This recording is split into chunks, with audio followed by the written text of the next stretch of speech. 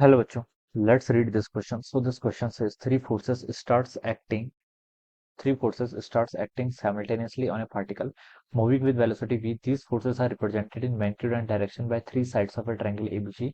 The particle will now move with velocity. Particle आपकी किस velocity से मूव करेगा ये हमें बताना है. ऑलराइट, तो चलिए बच्चों इस क्वेश्चन का की कॉन्सेप्ट आप क्या लिख सकते हैं. The key concept of this question, आपको यहाँ पर रिजल्टेंट बताना है. बेसिकली फोर्सेस का क्या बताना है आपको, रिजल्टेंट बताना है. ऑलराइट, रिजल्टेंट ऑफ फोर्सेस लिख लीजिए. ठीक है, रिजल्टेंट ऑफ फोर्सेस क्या हो जाएगा. ये देखिए आपका triangles law of vector addition पे बेसिकली क्वेश्चन है. ठीक है, आपको देखिए तीन फोर्सेस गिवन कर रखे हैं. ठीक है, और आपको बताना है कि तीन forces acting simultaneously on A particle. ठीक है, जो आपकी वी वेलोसिटी से मूव कर रहा था. ठीक है, देखिए बच्चों Newton second law of motion क्या बताती है. Newton second law of motion बताती है कि एफ इजिकल टू किसके इक्वल होता है, आपका डीपी बाई डी टी के इक्वल होता है. ठीक है, all right, these forces are represented by equal direction by the three sides of forces. The particle will now move with the velocity. ठीक है, अगर बच्चों देखिए अगर आपका फोर्सेस का जो समेशन है it is not equal to zero, अगर ये नॉन जीरो आता है इसका मतलब पार्टिकल जिस वेलोसिटी से मूव कर रहा था, अगर फोर्स का एक्सेलरेशन, अगर फोर्स क्या आएगा नॉन जीरो के इक्वल आएगा, that means there is some acceleration. यहाँ पर क्या है, कुछ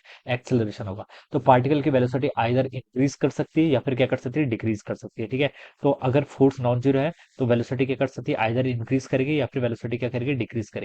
अगर आपका नेट फोर्स जो आ रहा है, रिजल्टेंट फोर्स जो आ रहा है अगर आपका, ठीक है, वो किसके इक्वल आ रहा है, it is equal to zero. तो इस सिचुएशन में बता सकता हूँ नेट फोर्स जीरो है. नेट फोर्स जीरो तो एक्सेलरेशन जीरो होगा. एक्सेलरेशन जीरो होगा तो जो आपकी वेलोसिटी होगी वो क्या रहेगी बच्चों, कांस्टेंट रहेगी. ठीक है, ये चीज हम यहाँ पर ऐसे बता सकते हैं. और बच्चों देखिए आपको यहाँ पर फोर्सेस को यहाँ पर गिवन कर रखा है.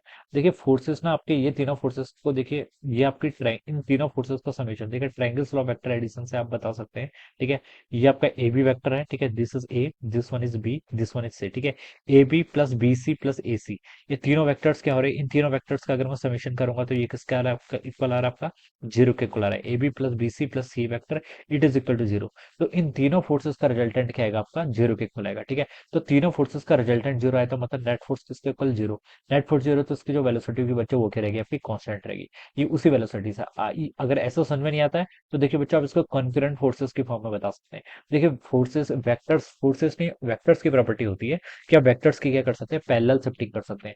एक फोर्स आपका ऐसा लग रहा है, this is our A B force, ये फोर्स क्या लग रहा है आपका ए बी फोर्स. ठीक है, इसको आपने ऐसे लिख लिया. मान लीजिए ये फोर्स का मैग्नीट्यूड आपका F1 के इक्वल है. दूसरा फोर्स आपका क्या लग रहा है, BC लग रहा है. ठीक है, तो ये आपका दूसरा फोर्स हो जाएगा क्या, BC. ठीक है, इसको आप लिख सकते हैं F2.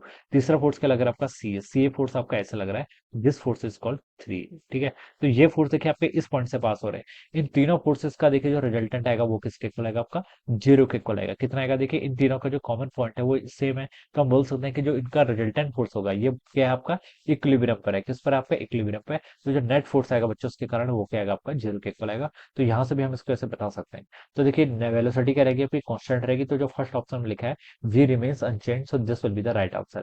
टू और थर्ड हो नहीं सकते, लेसर देन और ग्रेटर देन ये तब होता है जब आपका फोर्स नेट नॉन जीरो के इक्वल होता है.